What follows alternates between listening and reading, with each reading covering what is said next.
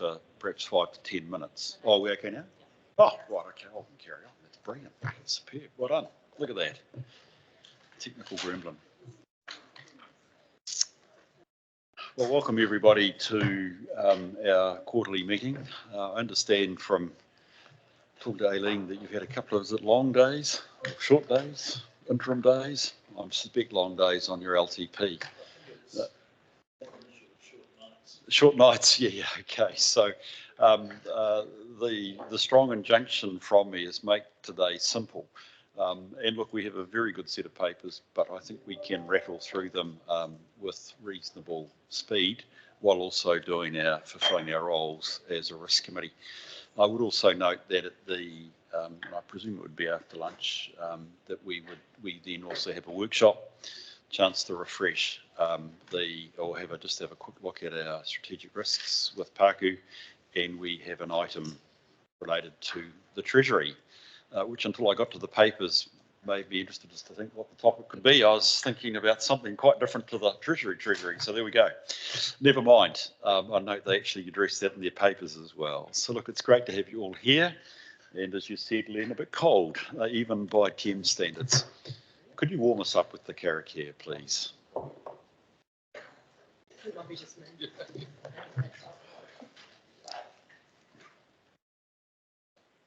Tū taua mai I runga, tū taua mai I rango, tū taua mai I roto, tū taua mai I waho. Kia tau ai te Māori tū, te Māori ora, ki te katoa, haumi e, hui e, tai e. Thanks, Pāku. Appreciate that. Right. Just the formalities. Terry is late. I think we need to just record a lateness for him for 10. I think he said about 10:30D was when he was hoping to be here online. Gary's online. Not that that needs to be an apology. It's great just to note that. Is there anybody else that needs to record an apology, Peter? I need to leave at 10:30 for 15 minutes. Okay, brilliant. Thank you for that, Peter. Right, okay, well look, with those noted, could I move from the chair, we sustain those apologies. So I have a seconder, thank you. Thank you, Rita, appreciate that. All those in favour, please say aye. Aye. Those against, this carried. I haven't been advised of anybody wishing to speak to us in public forum. And I don't think, I certainly haven't been informed of any items that are not on today's agenda. And it sounds like, as I said, from the last couple of days, let's not find any. But look, in all seriousness, I haven't. Are there any matters coming up that folk need to note their interests? Yes, John. I just wanted to flag in that I will raise an issue in the public excluded section in regard to conflict of interest. Surely, thank you very much, John. And let's just note that we'll bring that up under the PX session. Thank you. We have the minutes of our last meeting, which was, I think, in February, if I recall rightly, 26th of February. I'll move from the chair. We sustain these as a true and correct record. Do I have a seconder, please? Thank you, Peter. Are there any matters of correction or accuracy we need to note? No, in that case, I'll put the motion. All those in favour, please say aye. Aye. Those against, it's carried. There were a couple of things I just wanted to raise as a follow-up. And actually, the main one that crossed my mind was the first item we discussed last time, which was item 2.1, which was the LTP. And prior to me catching up with Aileen yesterday, I was just keen to get a sense of progress on that, and I don't mean necessarily the results, but the role of the committee, as you will have seen from these minutes, is actually, are there risks or impediments to us continuing and getting this LTP through by June? So, look, I've just asked Donna, from a perspective of looking forward, is there any particular matters that we should be aware of at this point, please? Thanks, and through the chair. Well, as we all know, we achieved a big milestone yesterday, or the last 2 days, with getting the deliberations done. I think now we're on a very short time frame to turn around the information to build the LTP ready for the audit. Yep. We have to supply a draft to the auditors on the 6th of June.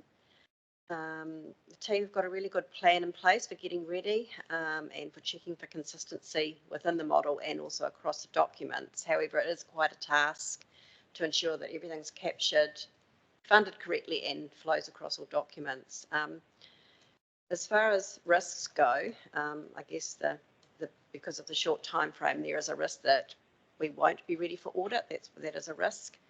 Following on from that, even the time frame for the auditors to do the work they need to do is very, very tight. So there's a risk there that audit issues will crop up with audit not being completed in time.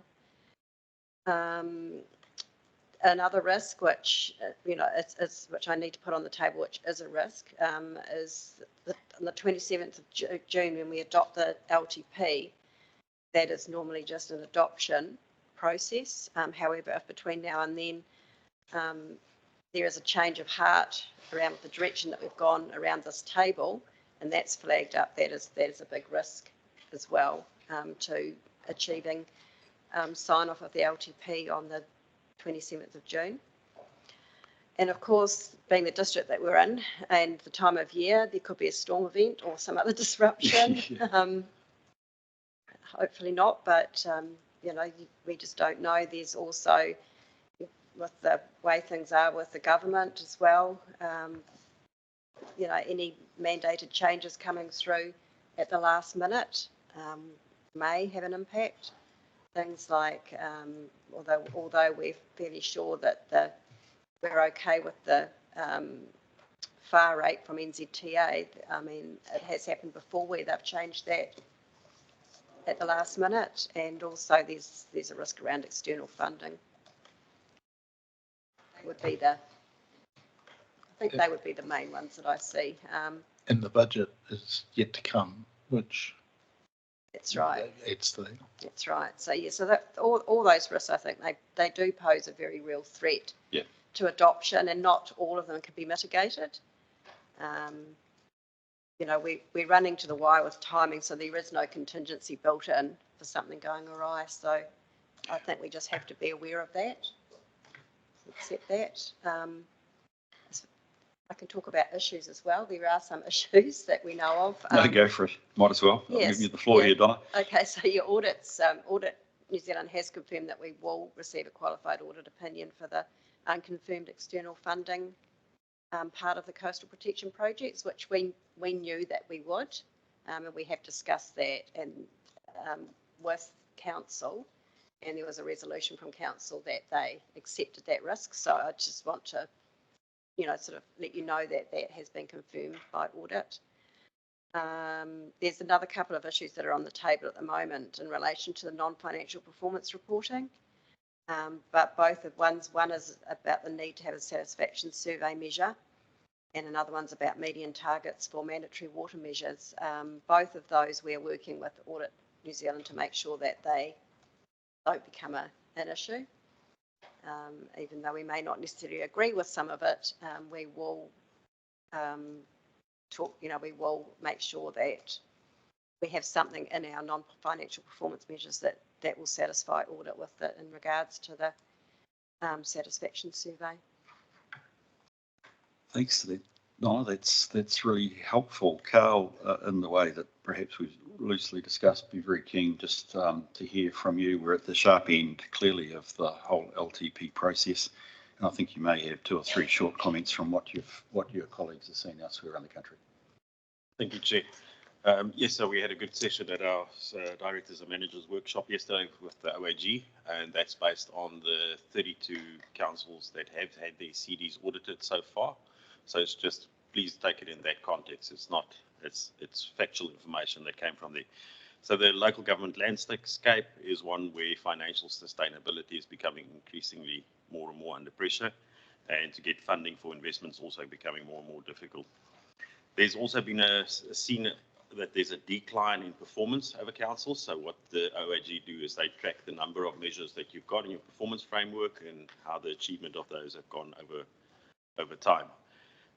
And then there's, of course, the continuing uncertainty about the waters reform, what's going to happen next.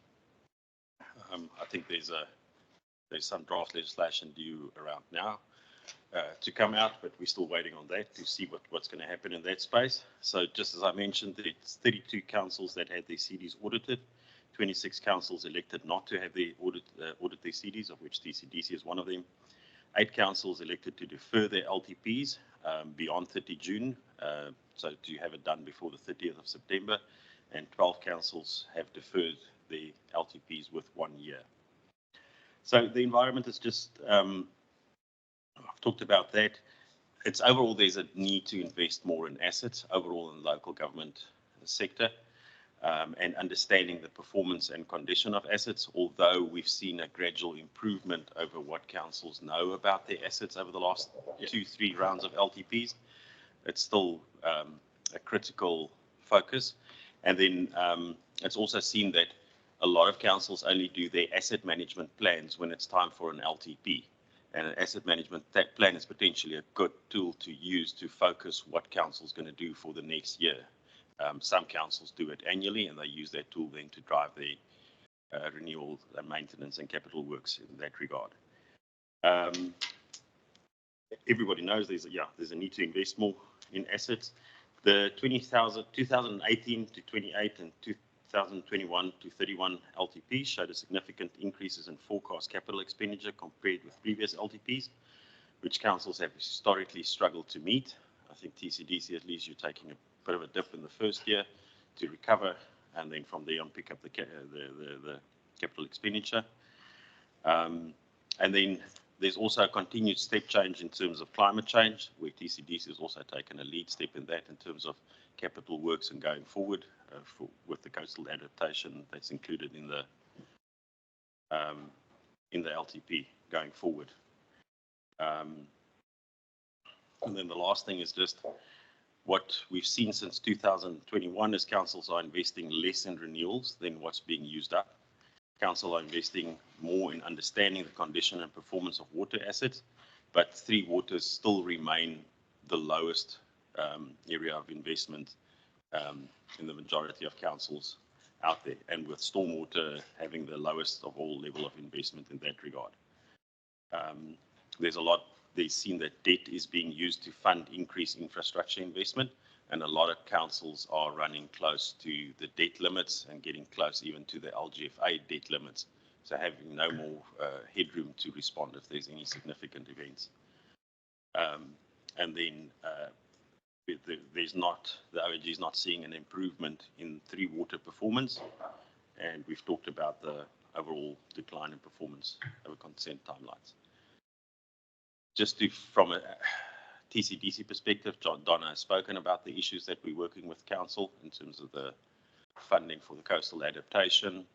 The other issue that we had where we've got more certainty is the roading resilience funding that we're expecting from Waka Kotahi. There's a flow of information from Waka Kotahi through the draft GPS to the regional land transport plan, as well as some correspondence that council received from Waka Kotahi, and then the 2 performance measures. And as Donna mentioned, the deadline is tight for the audit work to be completed. Because we didn't do a CD audit, we have to go to the OAG and they do a hot review of the work that's done to ensure that the work is consistently done correctly over all councils. But we have warned them we're coming, and we have been talking to them, and that's where we got to give confirmed feedback on where we will land with the audit opinion on the coastal adaptation works and the funding uncertainty and the performance measures if they stay unchanged, but they won't. So that was a good outcome. I think we're one of the first councils that got to the OAG so quickly. Thanks for that, Carl. And so look, just quick chance for any feedback from folk on that. That's been really helpful. Both Donna and Carl, thank you for that. I don't suspect any of those issues you've raised, Carl, are ones that weren't either in mind or canvassed over the last 2 days, albeit they tend to have a feeling of being intractable for not only Thames, but Coromandel, but also for a fair chunk of the sector. Any other comments folk would like to make?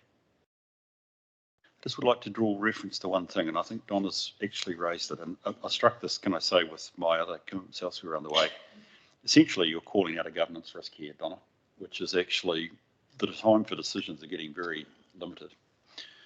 The assumptions that we build the LTP on have to remain open till the day you sign. So if an assumption changes, clearly there has to be a reaction, and I think you've hinted the far rate, although you're reasonably confident about that, but otherwise we've been in a process for, 18 months. You made some pretty big decisions yesterday.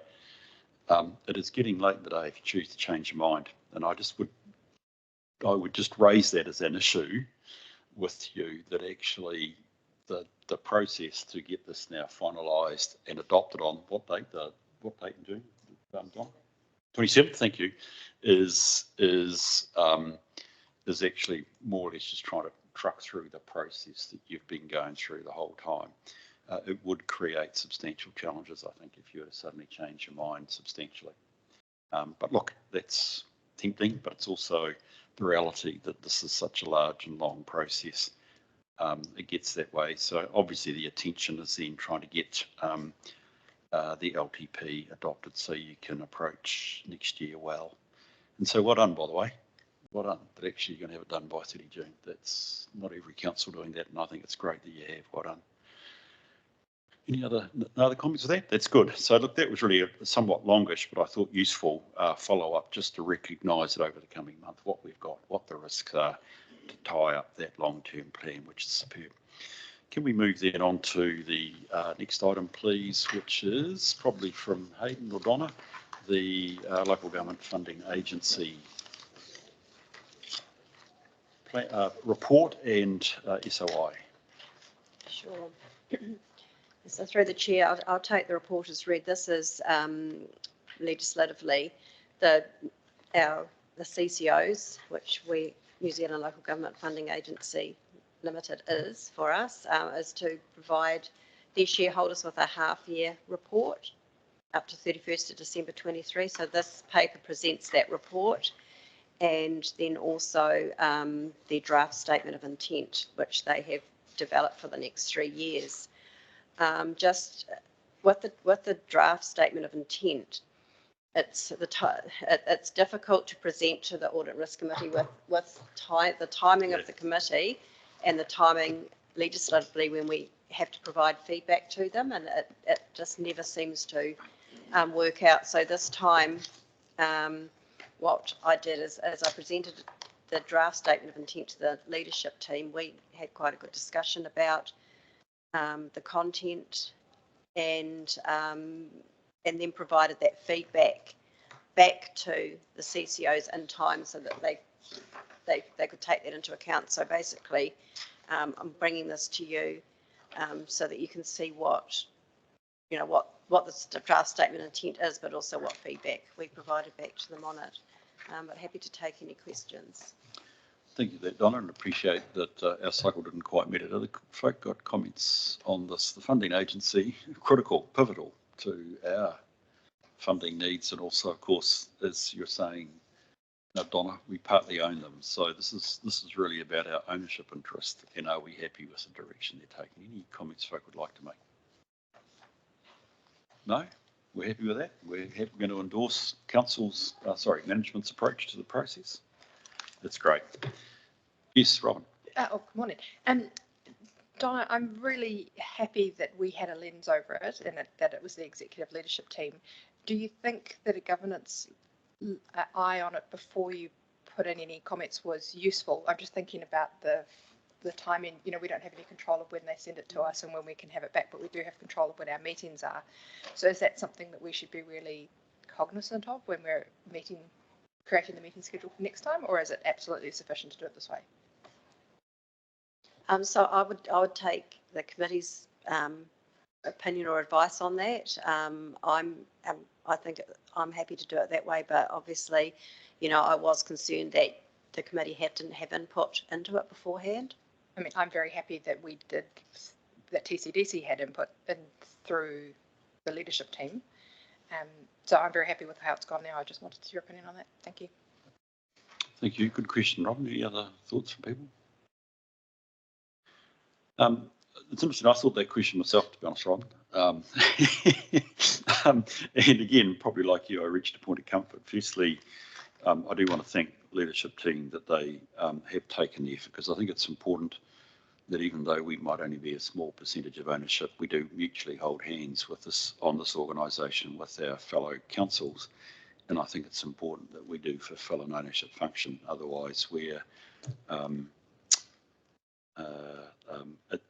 not being a reasonable council. There are lots of controls around LGFA, which are comforting. Nonetheless, there is a shareholder council, which meets regularly. In fact, I think they met probably 2 weeks ago, I seem to recall, which creates a level of visibility for representatives of the council to monitor and understand the performance of LGFA. And if that is a small substitute for what we've done here, that's helpful that those controls are in place. If you as councillors felt like we should do it more, let's face it, the proper way would have been we would have had a resolution from council about the draft going out. If you'd like to do that, well, I think we should take that one on board, Robin, and look to see how we achieve that going forward, if that's the case. We've got the same issue coming up with the CoLab one as well, by the way. So if that's the feeling of the meeting, I think that's something that we should look at for next year, because we'll be asked next year to do exactly the same thing, which is to confirm how our ownership interests are best represented through the SOI. Okay, Don? I'd just also like to mention that the LGFA do a quarterly report as well, which they and they have a webinar that they have, and I do encourage you, if you have the time, to actually maybe go online and listen to some of that if you've got any questions. I mean, they're really helpful, and they're happy to answer questions, and they're very keen for like shareholders and especially the board members, councillors, to actually listen to those webinars. And I put the link up on the Councillor Weekly Update when it's coming up, so you might see it in there occasionally. So just wanted to point that to you, that there's that opportunity available as well. Yes, they do, as I say. Thank you for that, because it reflects that they have a pretty high level of accountability with us. Okay, look, I think we move to resolutions, please, which is that we receive the report and we recommend that we agree with the statement of intent in the way that it's being processed through senior management. So that's great news. Do I have a mover and a seconder, please? Thank you, John. Thank you, Rika. I'll put the motion. All those in favour, please say aye. Aye. Those against, it's carried. Thank you. We move to the CoLab report. Donna, please. Yes. Yeah, so through the chair, this is obviously similar but different. So CoLab, as you'll know, is a shared service organisation for Waikato councils. Again, same issue with timing for the report. I think like the difference between the two with this one is I really think it is important for the leadership team and people that are involved in the different projects and things that are happening in CoLab to be giving that feedback back to them, because they are the ones that are at the root of it all, and they understand, they're the ones that are most affected by these projects and things that CoLab are putting in. So I feel more comfortable with this one that we did really look quite hard at, and you'll also see coming up in Paku's report, he has done a review of CoLab, so there's some information in there as well that you'll find useful. But yeah, I think that really, this one here, the scrutiny that is put over the company and what they're proposing to do in the future does have an impact on the operations. So I'm comfortable that we did look at that one. But again, happy to take any feedback or any questions on this. Thank you, Donna. Appreciate that. Just remind me the governance of CoLab. How's it run these days? I should know the answer, and I should look properly at my notes. How's it run these days? Are you on the board or something? No. No. So we have so there's one representative on the board that represents us, Hauraki, MPDC and Western Bay of Plenty Right. District Council. So that person is Somebody, not us. Don McLeod. no, so Don's retired. Yes, so it's We John passed a resolution Holyoke. about this in April. Yes, we just voted for John Holyoke. Yeah, it's John Holyoke. Oh, I didn't realise Western Bay was there. Okay, look, no, that's fair enough. I mean, it is something that actually, arguably through a level of representation, we have direct influence on, perhaps rather than the larger LGFA. Folk, good questions, Donna.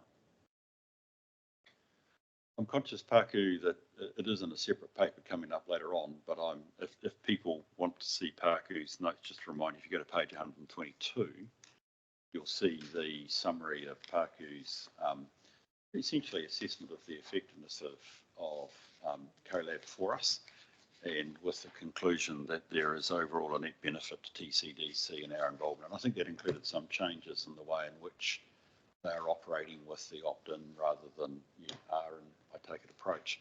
So that's helpful. If that's helpful as well, I just draw your attention to that too. Any other comments or questions folk would like to make about CoLab? Not being the case, can we go then please to the resolution, which is that we receive the report and we again similar way recommend. Yes, sorry, don't you? Oh, you're going to move it. Oh, brilliant, superb, and thank you. That's great, Martin. I appreciate that. Let's get this going. Put the motion. All those favour, please say aye. Those against, it's carried. Thank you very much. Rightio, recovery funding monies update. It's probably a matter dear to everybody's heart. Thank you. So again, with this report, I thought it was timely that with it being, over a year, and we did bring a report, I think, to the August meeting last year, but we've had quite a lot of funding over the time, and I thought it would be a good idea to coordinate all that into one report so that to give you a high level overview of the amount of funding that we've received and what it's been spent on and what we've got it committed on for the remainder. So again, there's a table there which has all the different funding streams that we've received and we're still that we're managing. As you can see, it's been quite a lot. It has been a lot to manage. There's a lot of people involved in managing this and still doing their BAU. And as you'll see from this, that we're not over yet. We are still, in recovery. We are still spending money and working through this. So there's still quite a bit of work to do. But happy to take any questions, and also I see Stephen's here too. So if there's any questions that I can't answer, I'm hoping he will be able to in relation to some of this. Thanks, Donna. And thank you, Stephen, for being here. Yes, John. Thanks, Mr. Chair. That was a lot of money that we received. What concerns me a little bit is that there is still a lot of money that hasn't been allocated. Is there a time frame on any of this when it has to be used by, Donna?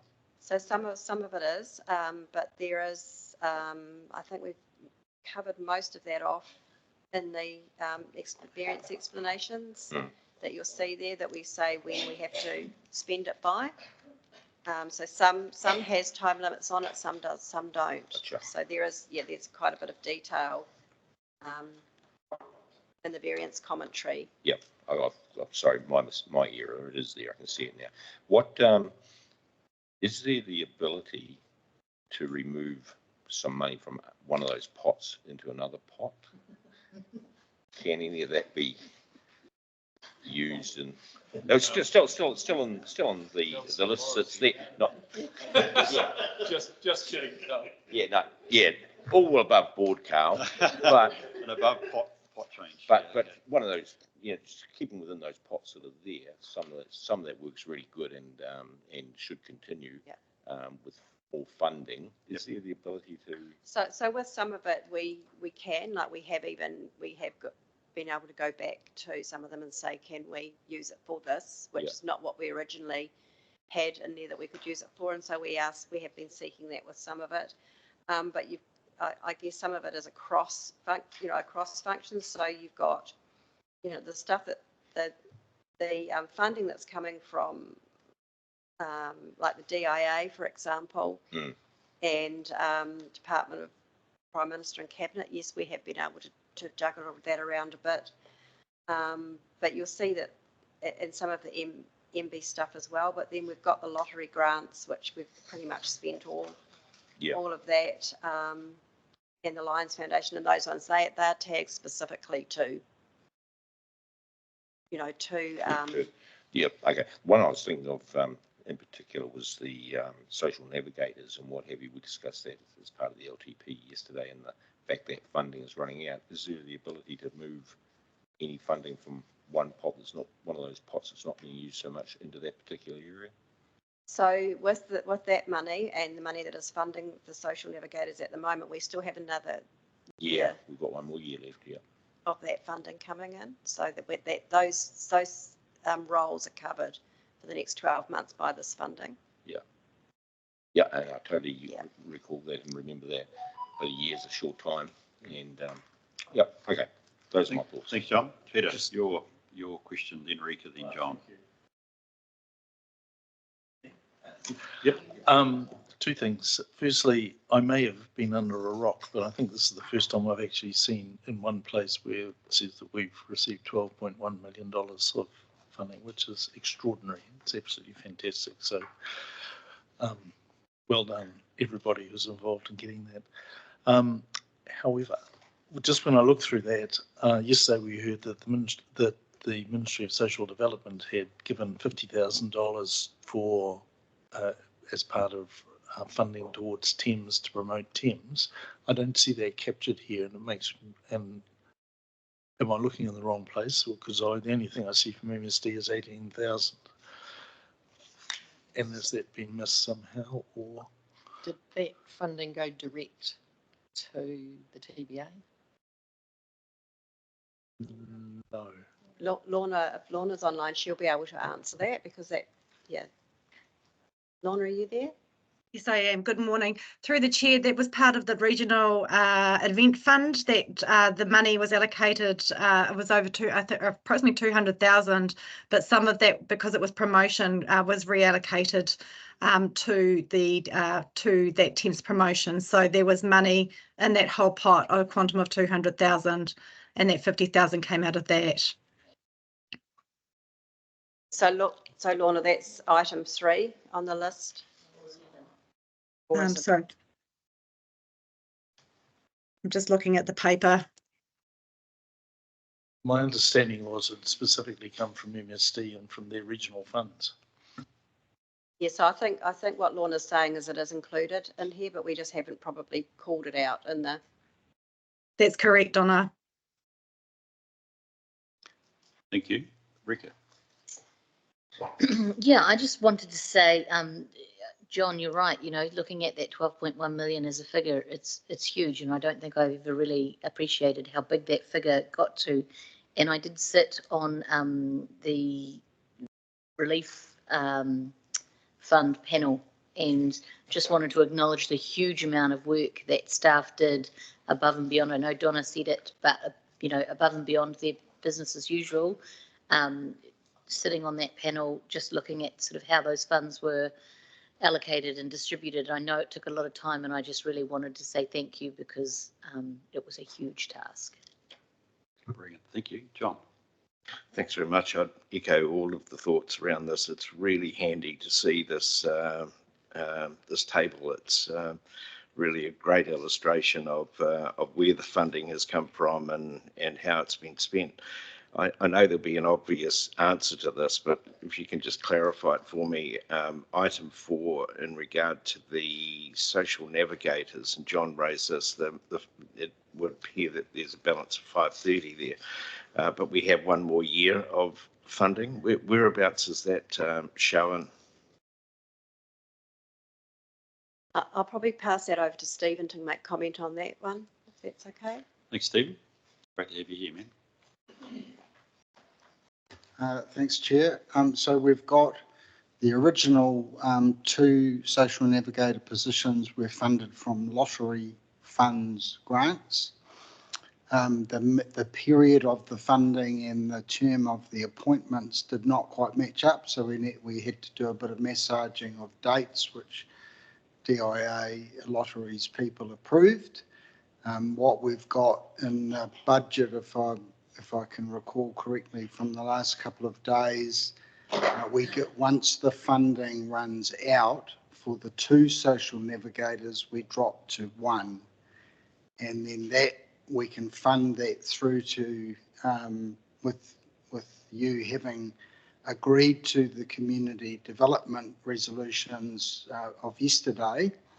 We can fund that single position through 2024-25, and then you'll have a question posed to you with the 25 annual plan, how much money is going to go into that community development activity, and we're expecting that there is a single social navigator will carry on that work. Thanks, Steve. But you get a decision point of yes or no once you start the annual plan, which will be end of this year, beginning of 2025. John? Just a supplementary on that. I understood that we had a further 12 months of funding before we then started funding that through the LTP fund, or am I? Yeah, so we can cover effectively year 1 from our various recovery grants and funds.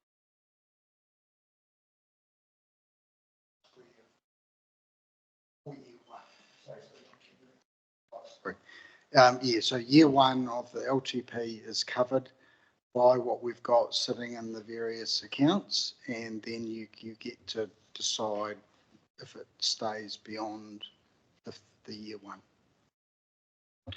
Thank you. Any other questions? Don't go away, Stephen. I'll ask you a question. Any other? Yes, Martin. I realise there's a lot of information here, and we have had various press releases about the amount that we've given out, particularly that 8.5 million with the recovery fund. Is there an opportunity to, and I know you couldn't just get this table published in media and that, but is there an opportunity to socialise this funding that we've got? I feel it's important because we've been talking in the last couple of days about some social and wellbeing aspects of council role. So it would seem to me that this is a good example of the things we can achieve apart from infrastructure. So, I mean, it may be a question for Lorna around how we can get some of this information out there. Yes, we can do that. This is in the public arena. I am hesitant to draw attention to it and to just, yeah. Yeah, I hear what you're saying, because that may then provide more fuel for... To not get more in future.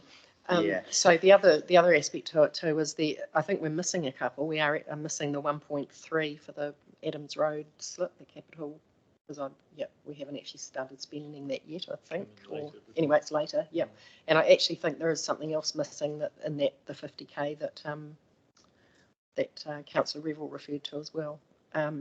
But the other aspect is that we've actually assisted other agencies to get funded, and that's invisible here.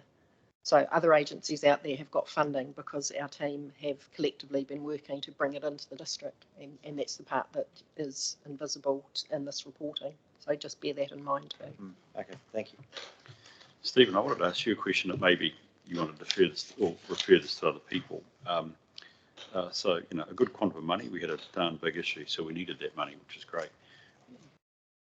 But, you know, there is a sense of with funding running out, the sort of the recovery initiative through this funding is relatively winding down.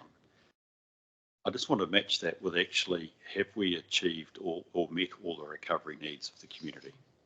What's outstanding? Do you understand what I'm saying? We've got a level of funding, but actually does that equate to the need? Yeah. So look, what our general aim is to try and get as much recovery activity as we can that should endure and carry on, that is part of the council's business as usual going forward.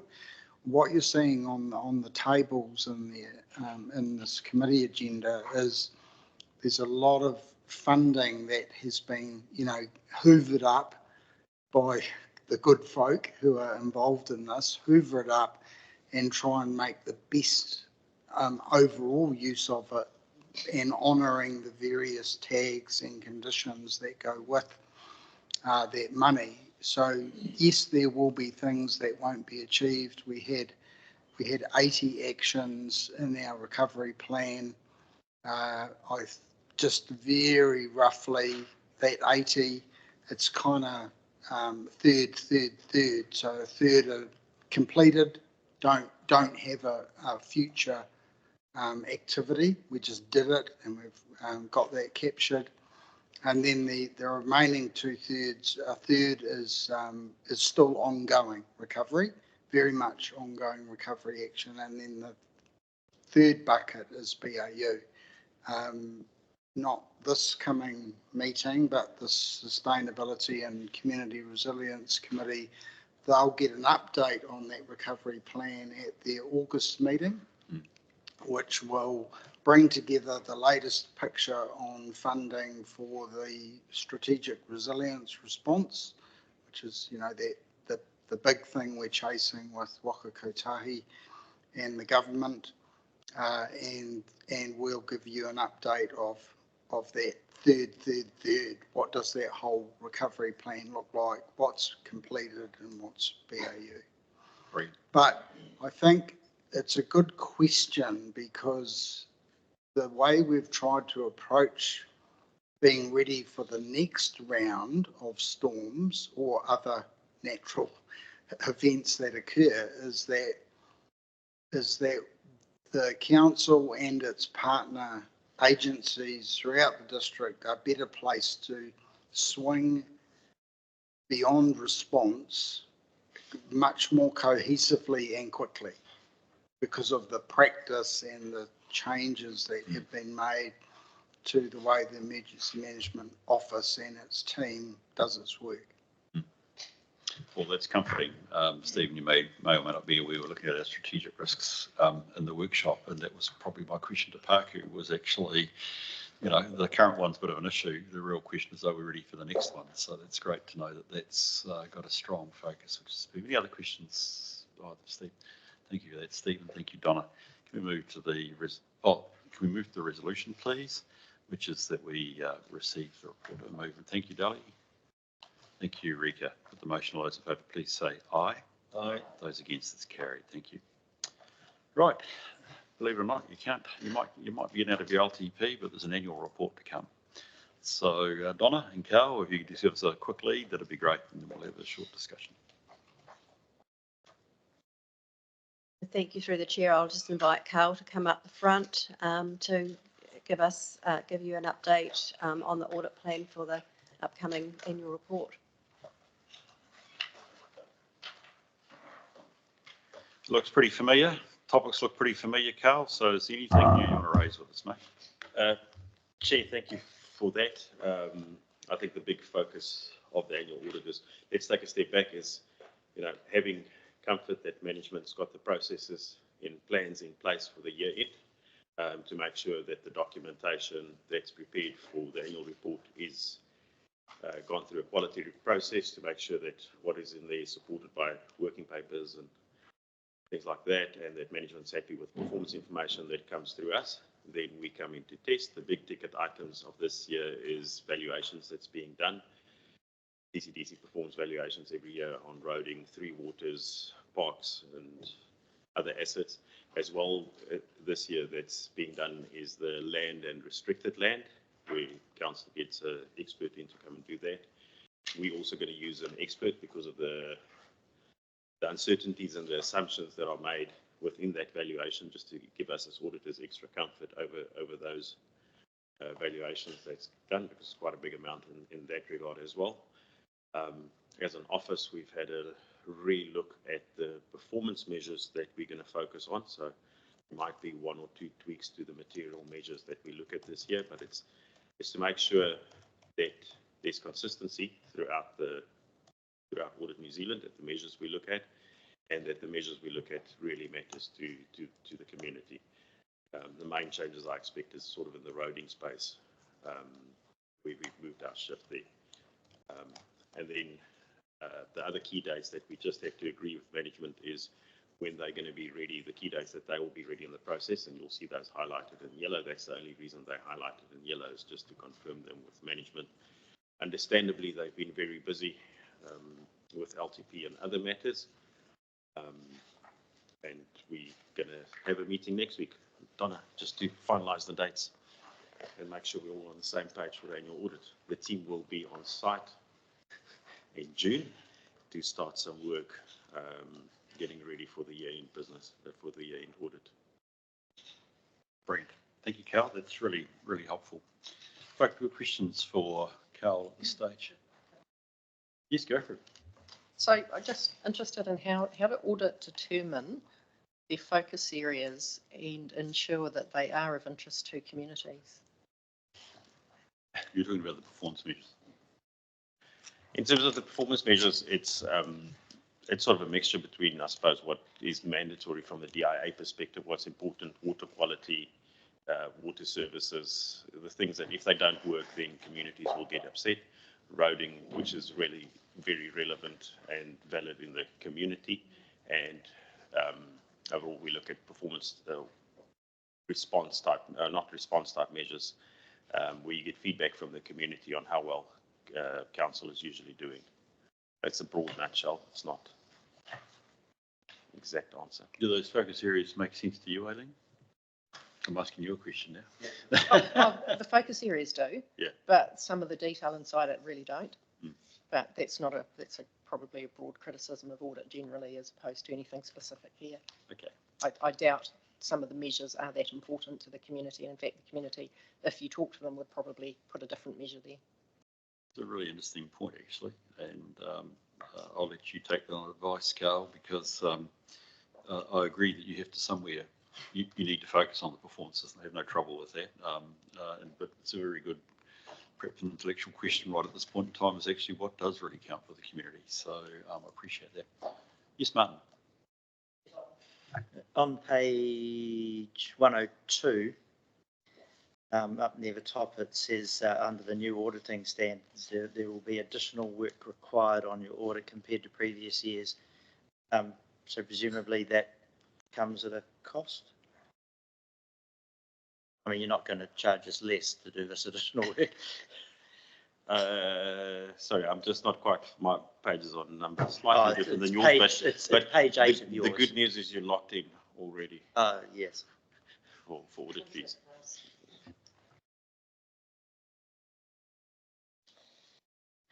Okay, thank you. Any other questions? Question. Yes, go ahead. I'm going to ask you a question, Carl, that you probably can't answer, but I just wonder if you just give us a bit of an overview on where your thinking's at. We are in the Merrill Forum. We are being asked to consider at that Merrill Forum level a proposal that there is a request that LTPs are not audited in the future. Have you had any discussion at any level about that potential and where that might leave yourself and councillors? I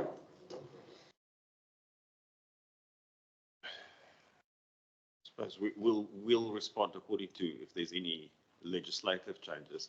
I think from a local government sector, there has been in the media recently a few instances where councils went out to consult on something where the document wasn't audited, and subsequently some of the assumptions that was in the CD document was incorrect. That led to changes for the LTP document. So there is value in the audit process.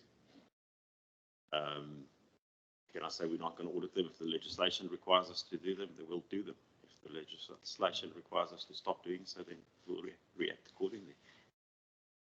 I'm conscious of dealing with the annual would say as both a past auditor, but also now as a chair, I do look forward to an independent review on our planning. I would note the Act is a 2002 Act, which is a generation ago. It's a bit scary, isn't it?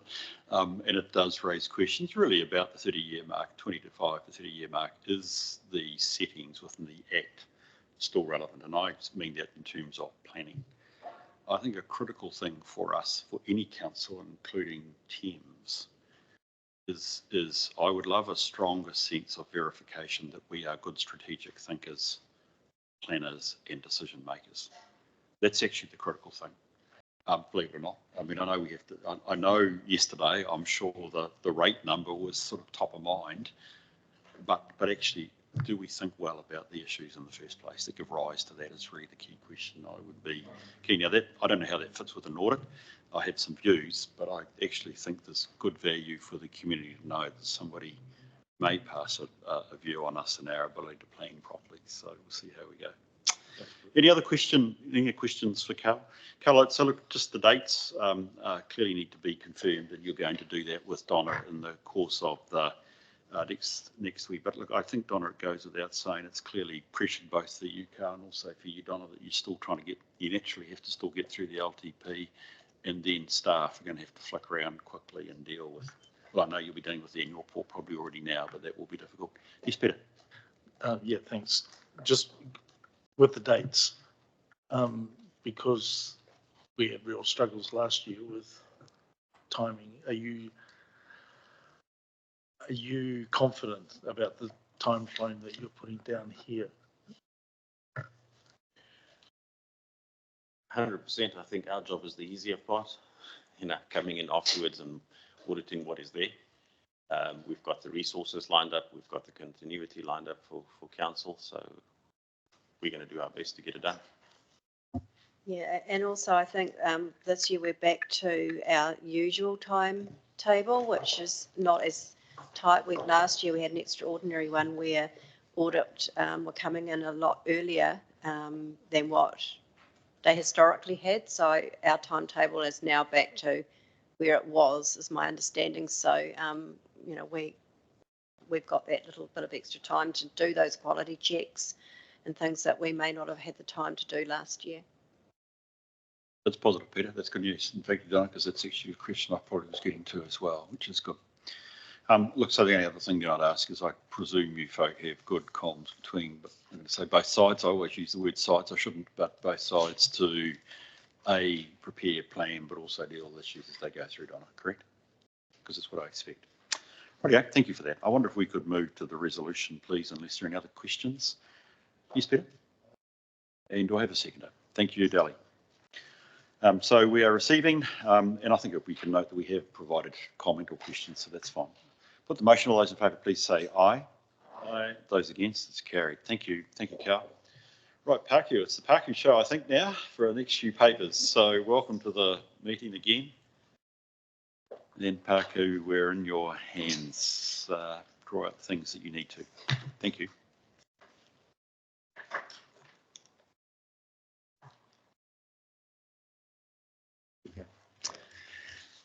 So through the chair, I take the risk report as being read.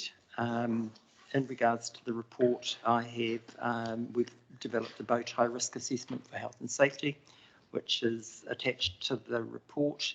Again, monitored our operational and strategic risks via the corporate risk register and provided an update on the risk improvement plan, which is an annual plan that I undertake. In regards to the health and safety plan, health and safety bow tie risk assessment, we took an approach in terms of how might we not inadequately meet the Health and Safety and Work Act 2015. So we took that as our approach in terms of the contributing factors. And then we looked at what are all our controls that we have in place existing, and then post-event, if something should happen, what would we then have in place to manage that from an emergency perspective. We have come up with 3 recommended actions, which we're starting to undertake now, or we're getting underway. So if there are any questions about this report, I'd be welcome.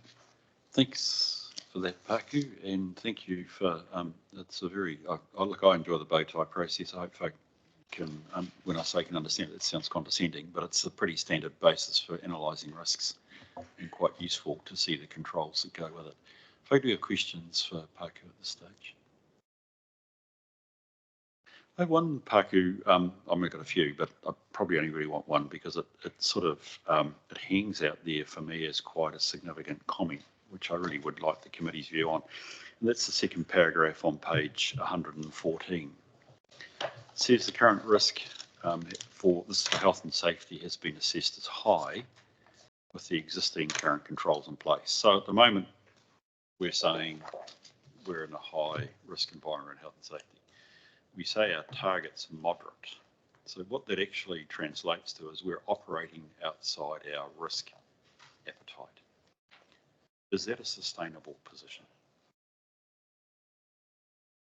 Through the chair, I think if we have got actions in place to bring that down, and we're working on those. It's not tolerable. And look, health and safety is interesting because there's one factor that you've got to take into account, and that's the human factor in terms of an incident, which is not quantifiable, or you can't, you just don't know when something might happen. And it only takes a person, to be in the wrong mindset on a particular day for them to have an incident. So from my perspective, high isn't acceptable. We do need to move to moderate, but what I'm saying to you is we've still got to work on some of our health and safety stuff to get us to that moderate phase. And I don't want to sugarcoat anything in terms of health and safety. So just as a follow-up question to that, Paku, so well, actually, I think I saw 4, although one looks like it might be a fair way through, but on page 116, you've got, which I take it, the action plans. So if you get those complete, we can then probably assess ourselves as being in that moderate level, which is we should be happy about, correct? Through the chair, yes, that's correct. One of the significant things is having a very good system in place so we can track and monitor, and we just don't have that right now. Okay. But we are in the process of doing that. So I'm just going to talk a bit of risk speak here to my fellow members, which is we've got advice from management in an area which we carry significant liability, which is health and safety, that we are outside our risk tolerance. Now, my argument is we should be quite, I'm about to say, we should be quite concerned about that, which is not concerned about the work you're doing, by the way. I want to totally support what you're doing, Paku. But what it does say is if health and safety is a strategic risk and we're outside our tolerance, it needs focus. So I think what I'm going to then say is I go to the planned actions, and I think our role as a committee is to both encourage keeping to those timelines, but actually also ensuring you've got the support to do it, Paku. Mm-hmm. So in other words, 1 July 24 is a drop dead date. So it's not a date to come back and say, oh, but something else has got in the way. It sounds like I'm lecturing. I'm not lecturing. All I'm trying to reflect here is the value of what you're giving us here is we are living outside our tolerance. So I guess the only other question I have, so we're really talking general controls will help bring us down to a level we're comfortable with. And I appreciate we've got a health and safety paper coming up as well, but is there any particular activity of council that we are worried about in terms of this broad thing operating outside our risk tolerance? Through the chair, no. One of the areas that I think we could improve on in terms of this is in our leadership around health and safety. And that's with everybody right through the organisation, operationally, people on the ground, and yourselves in terms of, you know, the culture really, and that's really important. Is your people or your workers, they look up to the leaders of the organisation in terms of good health and safety. So from my perspective, if you're going to make a difference, it's in that space. One of the actions out of this bow tie is actually lifting the game in terms of leadership across health and safety, which is the SWOT process, which will be more engaging in terms of understanding the hazards that the staff and workers, you know, are exposed to. So that's one area. No, thank you for that, Paki. That's really helpful, and appreciate the directness that you're giving us here. So look, yeah, that's fine. I'm comfortable. I understand that. All I'm trying to reflect is that for the period from now through 1 July, we are as council put it on record that we're operating outside our tolerable level. We should be aware of that as a committee. Quite frankly, council should be aware of it. Deli. Thank you for your mahi on this, Paku. Really appreciate it. And I think the walk and talk thing is very, very compelling, and that was evidenced by the tour of this building and the county building next door.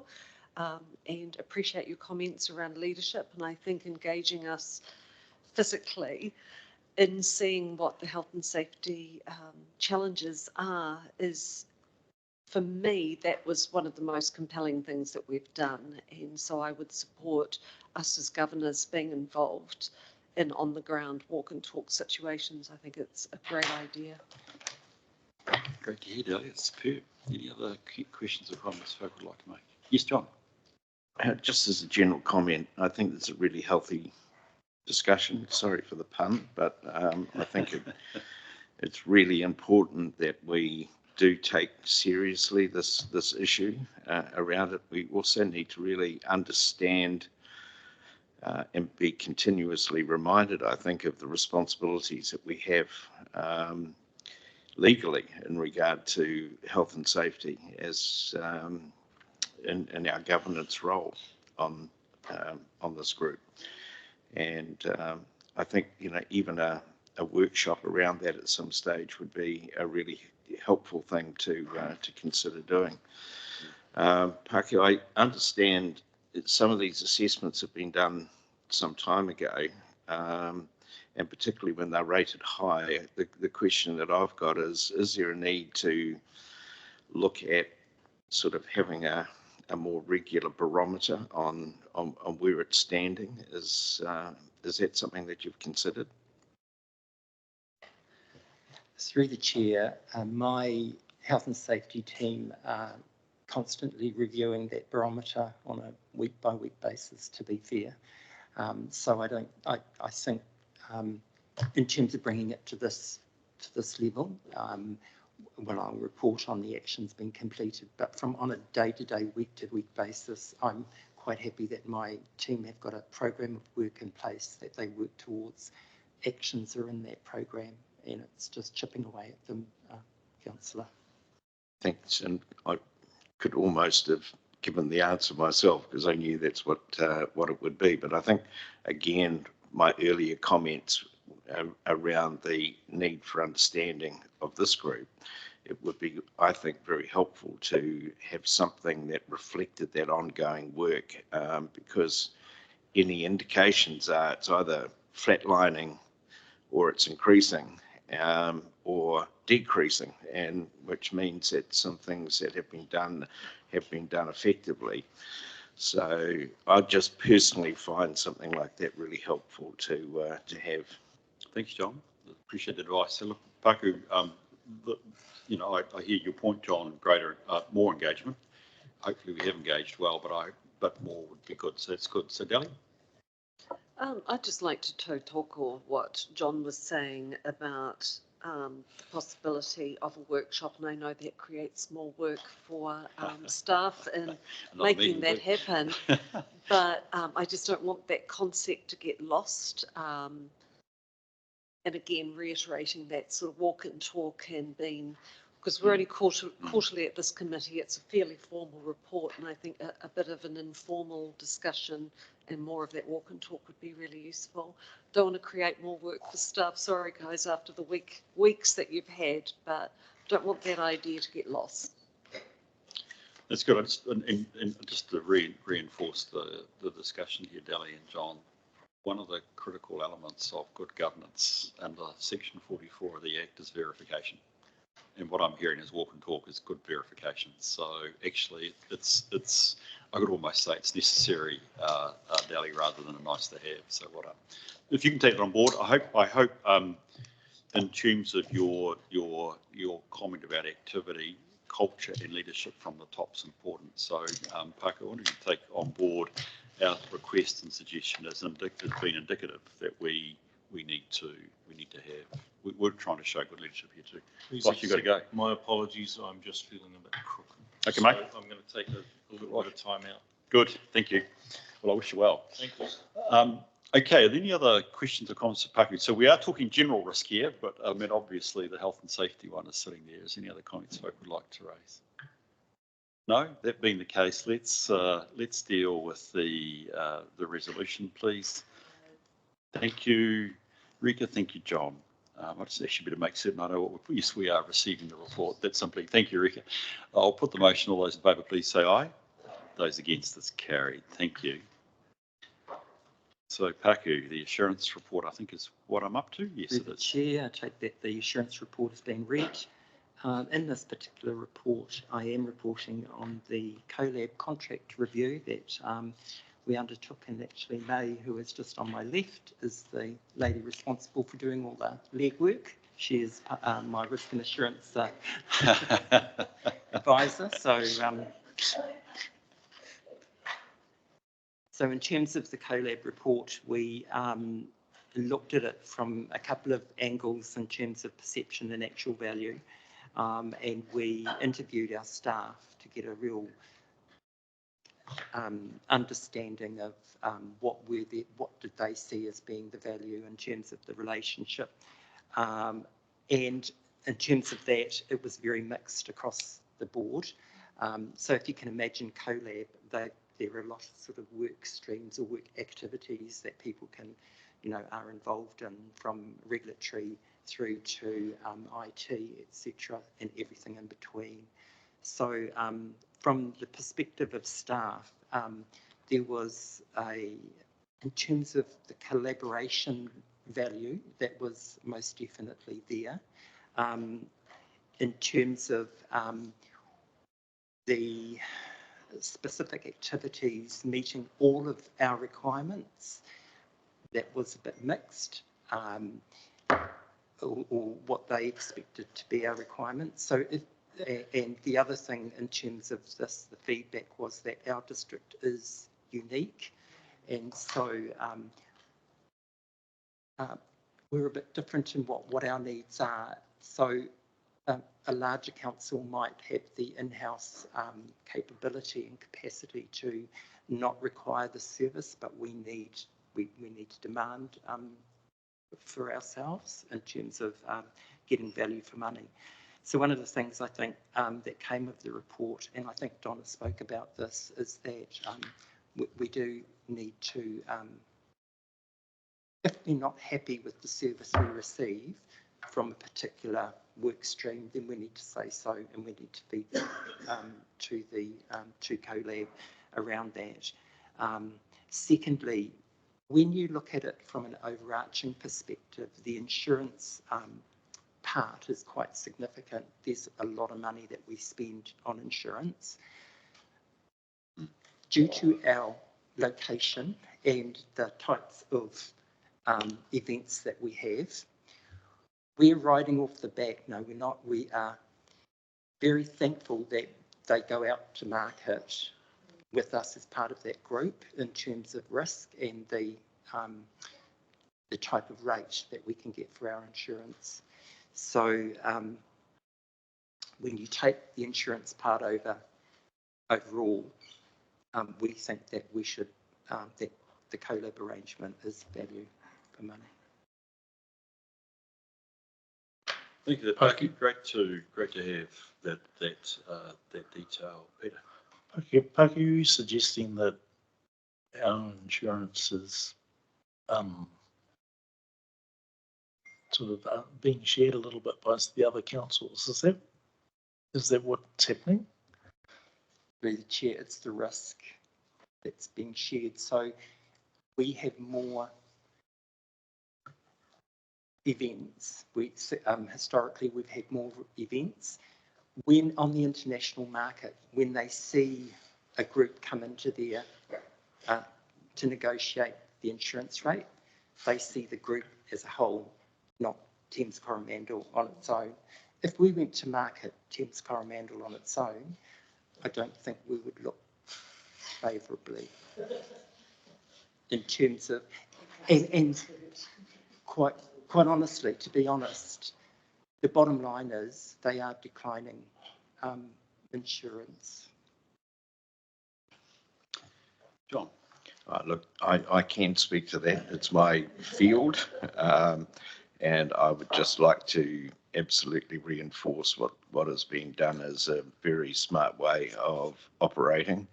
The example I would give, just to really simply illustrate it, would be if you're in a flood-prone area trying to get insurance, you would find it extremely difficult. But if you go as a collective where you are looked at in the wider sense with good places and not so good places, then it all averages out from an insurer's point of view. And this approach is exactly the right approach. So. Oh, look, I think from time to time we do have our brokers here, don't we, or appearing online. I was wondering, in effect, whether it might be useful to have Matthew and Dee here just to give us another D, to give us a briefing at some stage. Through the chair, we are, when we do our annual review of our insurances, we will be bringing someone in to. Yeah, we are getting. But I think what would be good was actually addressing your question, Peter, which is reflecting the value of us having clubbed together, it's not living on the back of, it's the value that actually the market see us as one group. Okay, that's great. Thank you. Any other questions or comments from folk? It's about the whole assurance report, but obviously it was important that there be a focus there on CoLab, which is really superb. Thank you for the work, and to your staff member as well. Any other questions? No? Can we move to the resolution, please? Thank you, Dali. Rika, thank you. I just line this axis here of movers and seconders, which is keeping us up to the mark. We received the report. Could I put the motion, please? All those in favour, please say aye. Aye. Thank you. Those against, I should say, it's carried. Health and safety, Parker. We've had a reasonable crack already, but be very keen to perhaps focus a wee bit on what the results show us. So through the chair, I take it the health and safety report has been read. Just drawing your attention to the Health and Safety at Work Act, it has been amended in 2019, and this is in respect to the Whakaari White Island incident. And so section 47 and section 48 of the Act, the limits there have been increased in terms of the sentencing. So just for your information. In terms of health and safety, one of the areas that we are focusing on is in our staff driving motor vehicles. So we have seen an increase in speeding events, but also the level of which they are speeding, so above the the speed limit. So from what we are doing is we are looking at our repeat offenders quite seriously, and we'll be looking to our managers to take that up with them individually, and you know, we need to get this figure down. Thanks, Paki. Sobering point, actually, as probably one of the people, if you had me, you'd ping me all the time, I suspect, so it's sobering. Folk, can we have questions over the health and safety report for Paki? Any questions? I am thinking of the corollary of that, by the way, which is, again, if we're showing leadership, we need to support our staff that actually travelling at the speed limit A is right. We also need to recognise its time. So if we expect them, for instance, to be somewhere with us, we need to expect that they will take the appropriate time at 100k to get there or whatever the speed limit is, not expect them to get there at the drop of a hat, which would potentially cause them to speed. I think you've always got to think about what is the implications of good health and safety in this area, is actually staff need to be able to take time to get to the job. It has an impact on productivity, which we should accept as the right cost. Yes, Martin. So I have a question around on the table on page 127, the nasty 9 hazards. There's the work under section 4, talks about the ergonomic process for workstations, etc.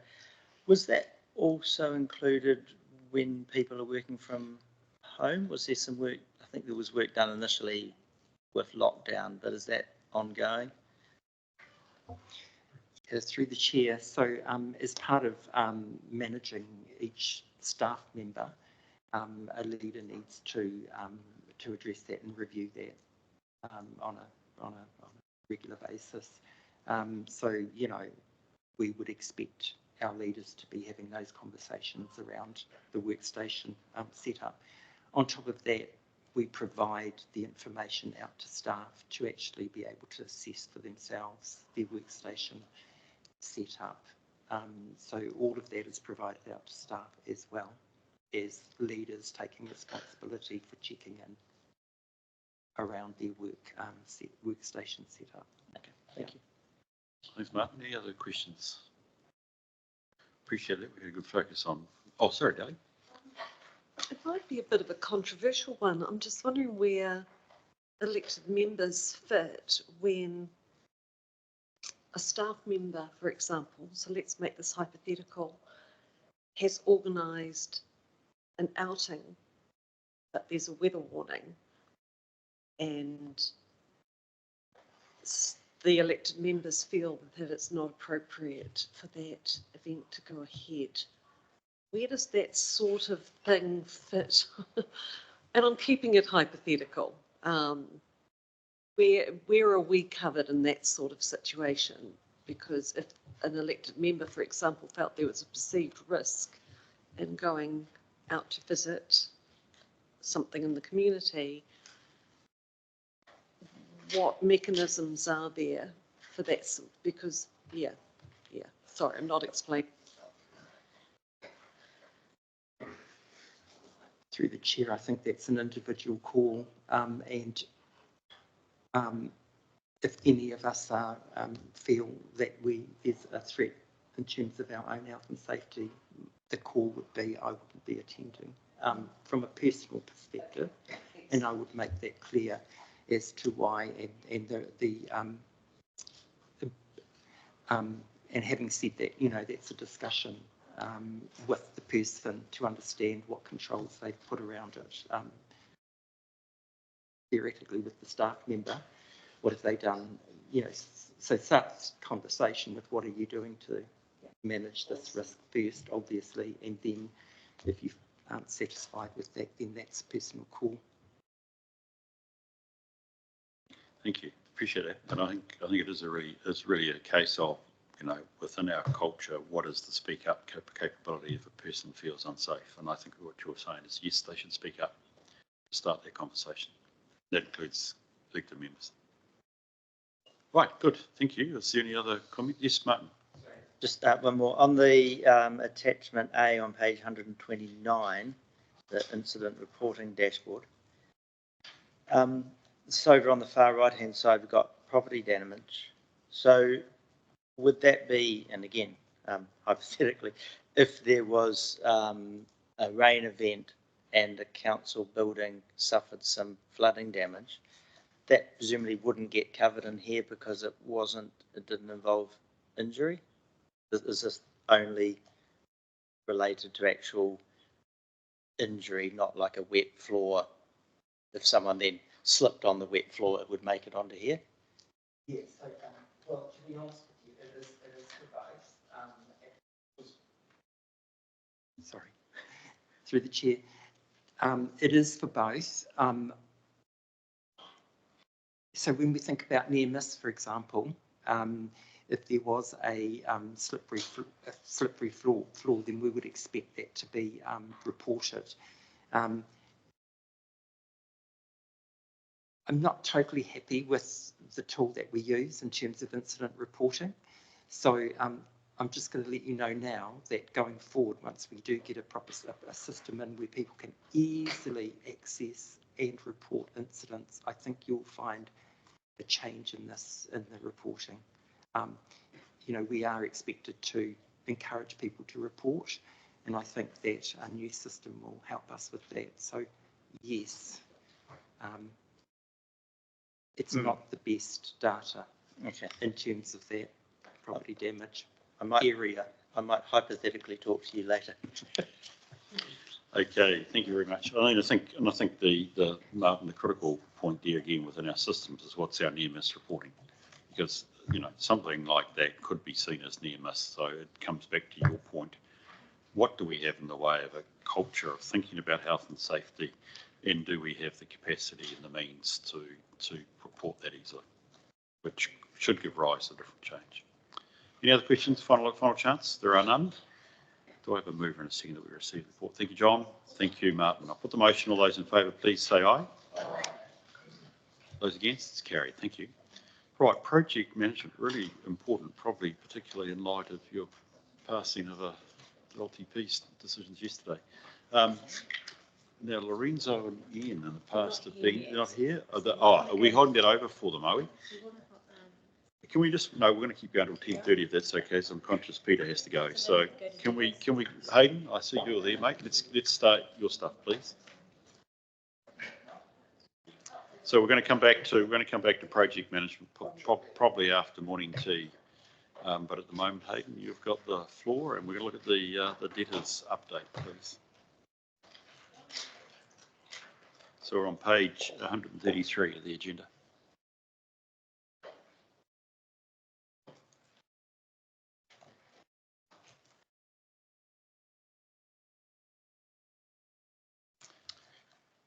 Okay.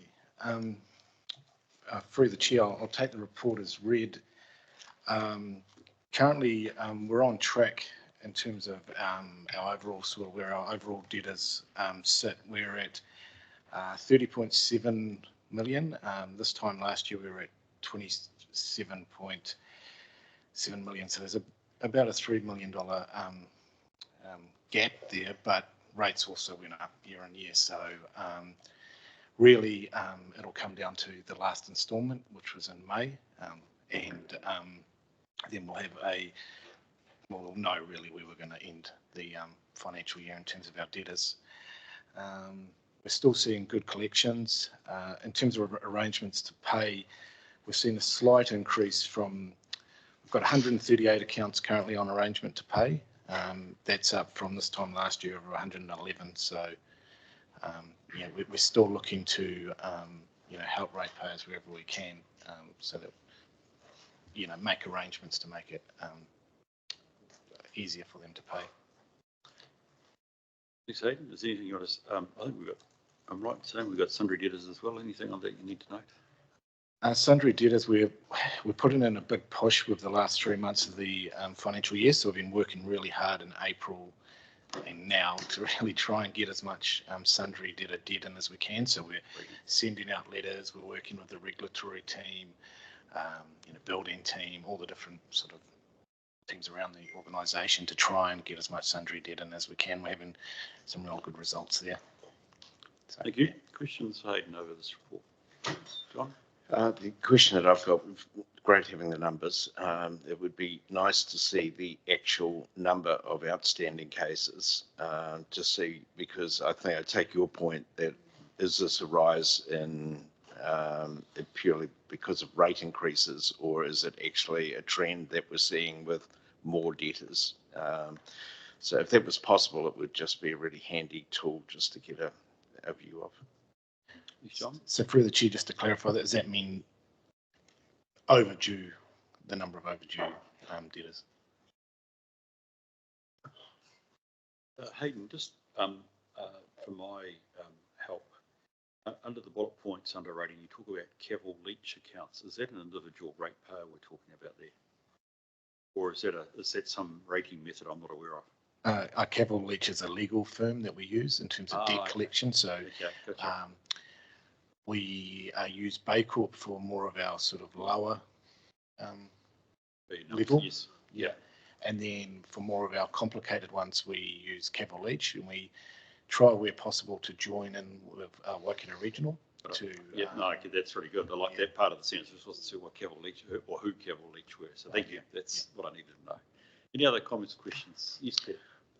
Is there any, might be a question for Aileen, is there any movement towards resolution of the 1877 land agreement rate situation? Very preliminary conversations. It's probably all I can say at this stage. Thank you. Any other questions? Can we move to the resolutions then, please, or resolution that we receive Hayden's report? Move in a second, please. Thank you, Martin. Thank you, Robin. The motion, all those in favour, please say aye. Aye. Those against, it's carried. We've got time to get the Treasury Report through before morning tea. Okay, through the chair, we had a busy month in April. We borrowed $15 million through our GFA. 5 million of it was to pay down maturing debt that was maturing in April 24. So we'd already borrowed 6 million a year ago, and we put it on term deposit, and then we borrowed an additional 5 to pay off the 11 that was maturing. And then the second, the 10 million that we borrowed, we're borrowing that in advance, pre-funding debt that's maturing in April 25. We've put that on term deposit till next April. So we've been able to get a better term deposit rate than what we've borrowed for. So it's not really sort of what we were, the whole point of borrowing it was to sort of de-risk the amount of money that we need to borrow next April. And it was felt that there's 20 million rolling over next April. So it was felt that borrowing some of that now was a prudent approach. So yeah, that's what we did in April. Thanks, Hayden. Okay, so a report now that we're pretty familiar with from our advisors, and thank you, Hayden, for it. Are there any questions or comments? Yes, Peter? Just if I get this right, you borrowed 10 million at a rate, you've got it invested at a higher rate. Why did you not borrow the full 20 million? Risk, yeah, that's a good question. I guess it was, rates could come down and our margin could be better next year on that. Yeah, that was an option. It was definitely an option to borrow the whole 20 now. I guess it was just kind of debating it with, PwC as to, it's about spreading the risk. Spreading the risk, yeah. Also keeping within our Treasury policy parameters as well. Yeah, all of that gets taken into account. Thank you, Martin. Yes, on page 138, we have one of my favourite graphs, the debt forecast scenarios, and I appreciate the colours are now very easy, clear to see. Bearing in, based on our last couple of days of deliberation, how is there any thought of being able to get this graph updated with the figures that we agreed in the last day or two significantly earlier than the next risk and assurance meeting? I realise that's obviously going to be some work for someone, but it would be very useful, I think, to see what those decisions we've made are, what effect that has on this. Yeah, so the green line is obviously pre-consultation, but yes, that'll obviously change with some of yesterday's decisions, not hugely, but okay. Yeah, it will change. Yeah. So that green line is essentially the draft LTP numbers. So you have got, that's really helpful to know. So you have got in here, the green line is the numbers that you had as you went into consultation. So the question would become, I appreciate nobody's kept necessarily a running total, but it will have been affected potentially by decisions yesterday, but not necessarily that much. Yeah, there were a few there weren't many. There was, from memory, 3 or 4 capital projects that were added in. That, I think from memory, some of them were debt funded. Yeah. Right. Okay. Anything else people like to raise? Thank you. Any other? So just checking there's another discussion. Great. Thank you very much. I just want us to note as we make the motion, it is important that we just note that our core Treasury management policy parameters, we are still within those. I mean, that's part of the key point that we need to look at here. Correct? Good. I hope you feel happy. Let's put the motion then. All those in favour, please say aye. Aye. Those against? It's carried. Thank you. Look, it's 10:30 and I know, Peter, you've got to go. Let's have a break now for a quarter of an hour for morning tea, and we'll reconvene and we'll pick up the one, excuse me, remaining public item before we go into PX.